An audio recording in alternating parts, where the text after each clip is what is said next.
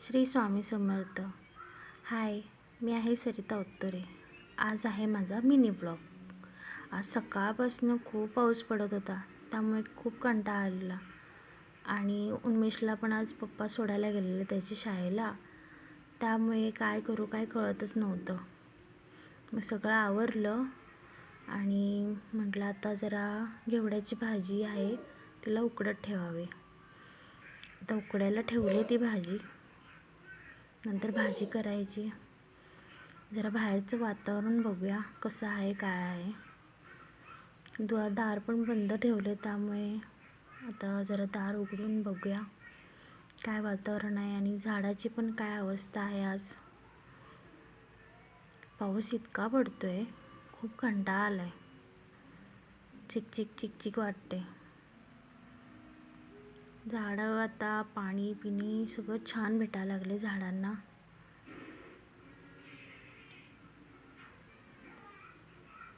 पाऊस पण खूप आहे, त्यामुळे नको वाटते आज. बघा झाडं. तर घेवड्याची भाजी आहे उकडलेली, तर उकडते आहे. 1:45 झाला आहे. एवढ्यात आत्ता 15 मिनिटांनी उन्मेष शाळेतनं सुटेल. एकतर मी आणायला जाईल किंवा उन्मेषला पप्पा आणतील.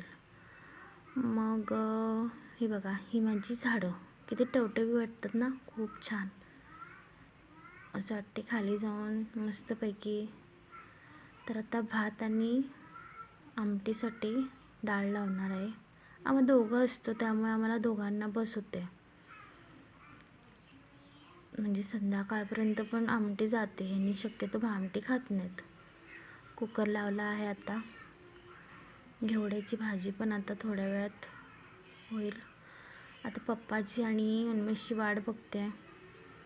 एकटं असल्यावर खूप बोर वाटतं. मग ह्या वेळेत काय करावं काय कळत नाही.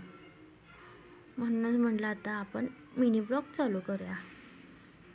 तर आता हे बाहेरचं वातावरण बघा, पाऊस पण खूप पडतोय.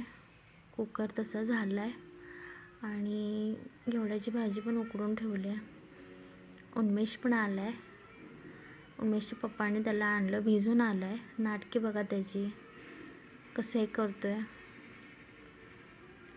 आता लई वाणपणा करतो आहे तो सध्या. हाय कर म्हटल्यावर हाय केला. आणि पप्पांच्या हे घेवड्याची भाजी झाली छानपैकी. बघा कशी. घेवड्याच्या भाजीची रेसिपी पाहिजे असेल, तुम्ही कशी करता ते पण सांगा आणि मी पण शेअर करेन.